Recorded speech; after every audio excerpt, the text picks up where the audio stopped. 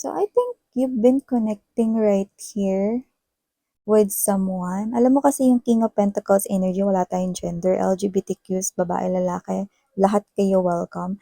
Itong energy ni ito, no, ay meron kayo ritong kakonek kung saan parang um, nagiging strong or nagiging permanente, no, yung inyong connection sa taong ito. Yan. So, parang kung ito man ay isang relationship, no, parang matagal na kayo rito na magka-connect. Okay? Parang gano'n, no? Kunyari, yung tagal ng pagkakakilala ninyo, no, gano'n na rin katagal yung inyong connection. So, possible na matagal na rin kayong nag-uusap, matagal na rin kayo dito na posibleng magkakilala, ganyan. But for some reason, this person here looks like making you wait for something. At kung gaano katagal na rin kayong magkakilala, no? Parang gano'n na rin katagal niya kayong pinaghihintay. And the hangman right here is the energy of being uncomfortable or hindi komportable. Hindi kayo komportable sa sitwasyong ito.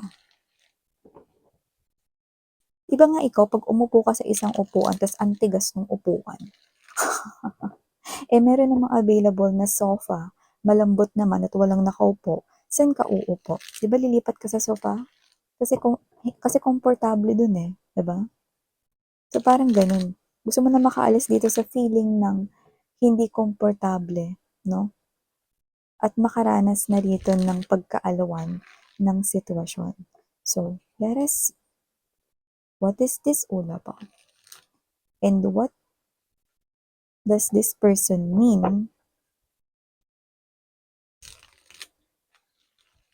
dun sa parang pinaghihintay niya kayo? Diba?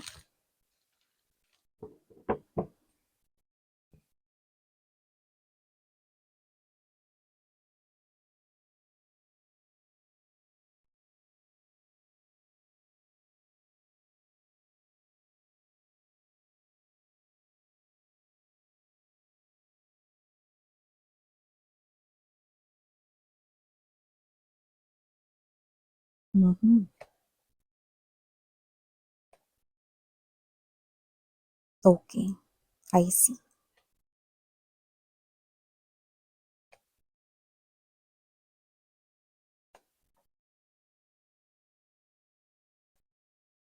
Mhm. May point ka do'n 'no. So 'yan mga babes 'no, hindi naman sa kinakampihan ko kayo. Alam niyo naman hindi ako bias dito 'no, sa inyo mga babes 'no, basta nakikita ko may punto naman kayo 'no. Kasi kahit ako naman yung nasa sitwasyon ninyo rito, ganito rin yung aking magiging, um, galawan 'no, sa sitwasyon na ito na mamaya sabihin ko sa inyo kung ano ba yung ibig kong sabihin diyan. So bottom of the deck, we've got right here the Seven of Swords energy. Naku, Seven of Cups and the Two of Swords energy. Excuse me.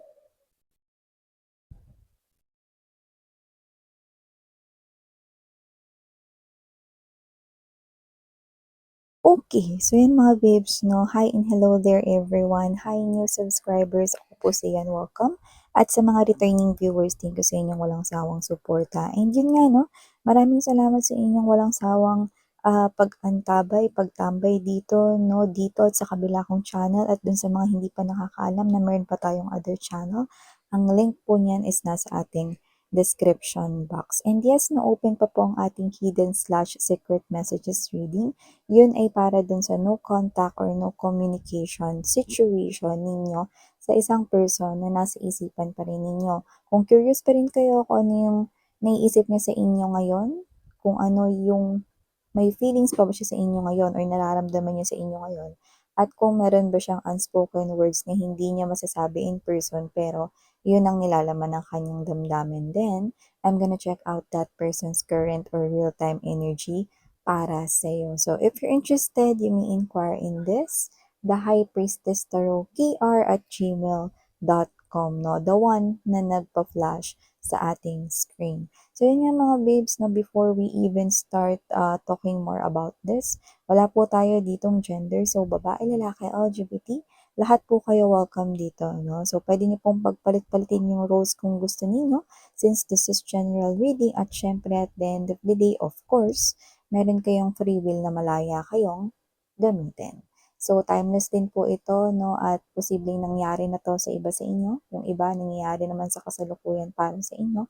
At sa iba naman, hindi pa. At isang prediction sa inyong future. Tandaan ninyo, wala rin po tayo ritong age, yan, no? At time. So, yun nga, nakikita ko rito, no, that someone here is nagagalit siya sa inyo with the Six of Cups energy, Three of Cups right here, Knight of Swords in the, Knight of Swords in the Ace of Swords energy, no? Nagagalit siya sa inyo rito, no? Kasi posibleng meron kayong hindi sinabi. Nagagalit siya sa inyo rito kasi posibleng meron kayo ritong nililihim sa kanya, no? Nagagalit siya sa inyo rito, no? Sa isang bagay rito na hindi naman niya kayang panindigan. Anong ibig mong sabihin dyan, Miss Yan? Kung sino to pinag-uusapan natin dito, it looks like this is someone here who is appearing as a friend, pero may feelings ka para sa kanya. Yes, you heard it right. You have these feelings for this person right here, and nakita kong alam niya yun. Yan. So, nakita ko rito na this is you, no, with this Three of Swords energy. Nasasaktan ka rito, no? So, nakita ko dito na nasasaktan ka because of this swords right here, no, which is very evident, no, obvious, no. Ibig sabihin, this person here, alam mo kasi words, words right here is something na communication. So, meron siya ditong sinasabi na naiinis ka, nabibwisit ka, and it is related with Three of Cups energy, Six of Cups, no? And that is what? Friend. So, pag may nagtatanong, no, kung ano ba ang inyong status or ano ba ang inyong relationship, no, alam naman natin the two words, no, don't come easy, kagaya ng isang kanta. Diba yung words, don't come easy, yan, no. Pero sa kanya mga babes, no, ang dali sabihin na friends kayo. Friends lang kayo. Yeah, hindi po siya rito mahina at slow na pumick up na may gusto ka sa kanya. Pero dito mga babes, no, lumalabas na meron rin naman siyang feeling sa'yo rito, kaya nga binanggit ko yung hindi ka mapanindigan, no? So, nakita ko rito na nagagalit siya rito. Because with the Seven of Wands energy, there's this Eight of Cups right here, no? Six of Coins and the Five of Wands. It means, no, na may lumalabas dito na pinagseselosyon niya na binibigyan mo ng atensyon. So, maaaring meron kang ini-entertain dito, no, na manliligaw, no, or maaaring meron ka ritong pinapansin or sinasamahan na iba, no, yung parang mas komportable kang kasama. So, whether this is your best friend right here, whether this is your friend na matagal na kayong friend ng tao na yan, kaya may nabuo ka na ring feelings sa kanya, no. So, ngayon, mga babes, no, parang dumidistansya ka sa kanya. Dumidistansya ka sa kanya rito kasi parang ang tagal na hindi niya kayo rito mabigyan ng pinakasagot, no? Patungkol dito, no, sa inyong feelings and emotions, no? So, pwedeng alam niya yung feelings and emotions niya, no, pero patay mali siya rito, no? At alam niya rin yung feelings mo para sa kanya, pero with this Two of Swords energy, he or she is avoiding his or her feelings for you. May feeling siya sa'yo rito, no, pero lagi niya sinasabi, friends lang kayo. So, dito lumalabas, may ini-entertain ka ng iba, pwede may manliligaw ka dito kinakausap, may kakwentuhan kang bago, or meron ka ritong bagong parang kakilala, no, nagsiselos siya dun. Pero, pag may iba namang nagtatanong dito, no, kunyari inaasar kayo, alam niyo, tagal niyo na magkakilala, no, tagal niyo na mag-friends, hindi pa ba kayo, or hindi ka pa ba nililigawan ni parang ang tagal niyo na magkaibigan, no, tapos siya, friends lang kami. Alam mo yung nakakabwisit na marinig, no, na yung taong gusto mo, pinagduduldulan, no, na friends ng kayo rito, syempre masakit yun for you with the Three of Swords energy. Because that person you like keeps on making duldul, no? Na friends ng kayo rito. 'Di ba? So, parang dito, mga babes, no, posibleng hindi niya masabi ng diretso yung feelings niya sa'yo, or yun nga, ina-avoid niya yung feelings niya for you, kahit na alam naman niya na may gusto na siya sa'yo dito or gusto ka niya, no? Tapos nagagalit siya rito kasi posibleng hindi mo sinabi na may nanliligaw na sa'yo, or pwedeng meron ka ritong bagay na hindi sinabi, no? Tapos ikaw ito, no, na nagagalit ka rito, okay? And I think it is related here with selos, 'no? Alam mo yung punto niya, 'no, kung bakit siya nagagalit kasi nagseselos siya rito. Pero maaaring kung tatanungin mo siya ng diretsahan, 'yan, 'no, "Ba't ka nagagalit? 'Di ba, friends lang tayo." Eh, ano naman ngayon kung may entertain akong iba? Hindi naman lahat sinasabi natin sa mga friends natin, 'di ba? May punto ba kayo do'n? Yes, may punto kayo do'n. Kasi lahat naman tayo meron din naman tayong mga sinisikreto sa ating sarili, sa atin na lang 'yun, 'di ba? Hindi na natin gustong sabihin pa sa ating mga friends, 'no, or sa ating mga parents or mga malalapit na mga people sa ating lives, 'no? May mga bagay din tayong tinatago sa sarili natin, 'di ba? And this one, oo nga naman, 'di ba? Eh, ano naman ngayon kung hindi mo sinabi sa kanya? Eh, ano naman ngayon kung friends kayo? Eh, friends lang naman kayo. Yun na, parang ikaw 'to nabembang mo siya dun, 'no, or nasoplak mo siya dun na, "Ba't ka ba nagagalit?" Yan, 'no? Parang siya 'to na, "Ba't di mo sinabi sa'kin? May naliligaw na pala sa'yo. Ba't di mo sinabi sa'kin meron ka palang bagong ano?" Yan, 'no? Yan. 'Di ba, anong status natin? Friends lang naman tayo, 'di ba? 'Yan, 'no, parang tamimi siya dun, 'di ba? Kasi parang nag-overact siya dun. Yun nga, eh, friends nga kayo rito, 'no? Pero kahit na maging overprotective pa siya sa'yo rito, 'no, 'di ba dapat sinabi mo pa rin sa'kin. Kasi friends tayo, eh, kasi best friends tayo para maprotektahan kita blah, blah, blah, 'di ba? Okey, pero wag kang ano, 'di ba? Wag kang hindi ka kasi alam mga babes, 'no, mabilis ka rin kasi pa-makeup, eh. Alam mo rin kasi na parang meron siyang feeling sa'yo, pero siguro iniintay mo lang siya, 'no? Tapos nabibwisit ka kasi everytime na mare-realize mong gusto ka rin niya, ta's sinasabi niya rito yung salitang friends lang kami niyan, eh. Nabibwisit ka, 'di ba? Siyempre sinong hindi mabibwisit, 'di ba?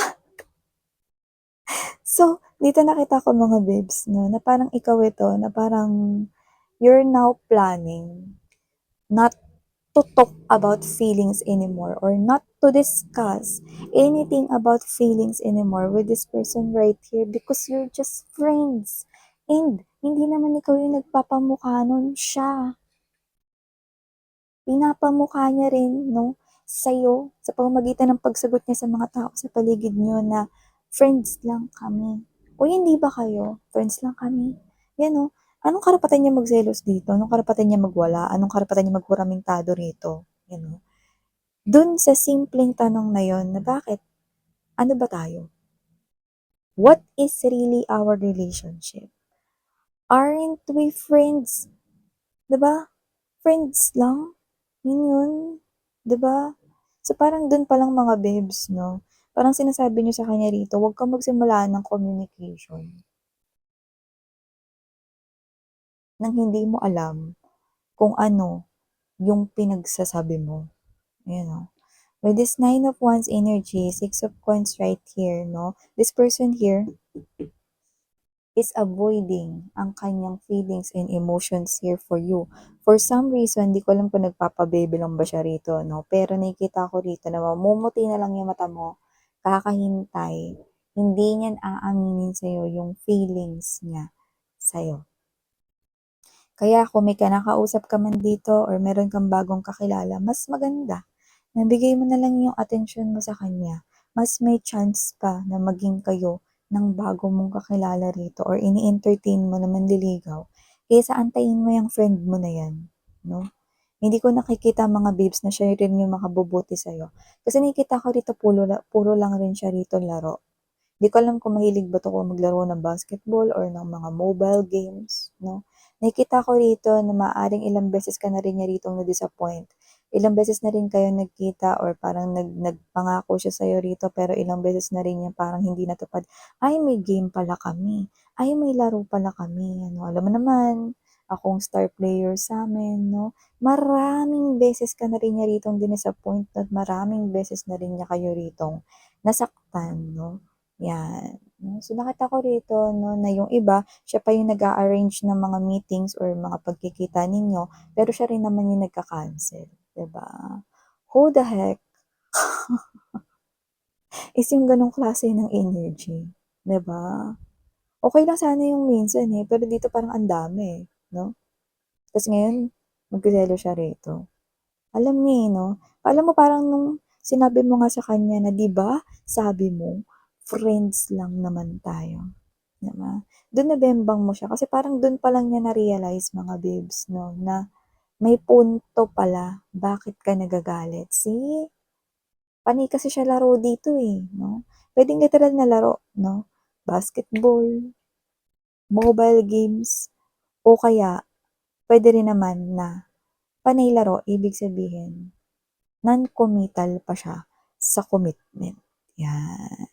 So with this, Seven of Cups energy 'no, and the Two of Swords, ayaw mo ng ma-confuse pa dito sa person na 'to. So you're ending anything related with his feelings and etong bagay na 'to 'no. So nakikita ko rito 'no mga babes na posibleng avoid niyo siya because you're avoiding rin 'no, na ma-involve muna sa kanya, lalo na ngayon 'no, na may feelings at mainit pa ang sitwasyon. So, parang gusto mo na maka-move on sa kanya sa posibleng hindi mo muna siya rito kausapin at mas magbigay ka ng atensyon at panahon sa bago mong makikilala o sa bago mong ka-connect o bago mong kakilala. Like what I've said, mamumuti yung mata ninyo kakahintay dito sa tao na 'to. Kasi this person here eh, is not yet a man, not yet a woman. You know, parang kanta lang ni Britney Spears, 'no? 'Di ba? Alam mo kung makikita ko siya rito, para pa siyang boy or para pa siyang isang girl, just like a child, gano'n. So yeah, I think ito yung advice 'no, na posibleng para sa'yo. Kaya naman just take only what resonates, guys. Thank you sa inyong time and again, I'm Yan, Sarang Hiyo, Love in Light. Ayun.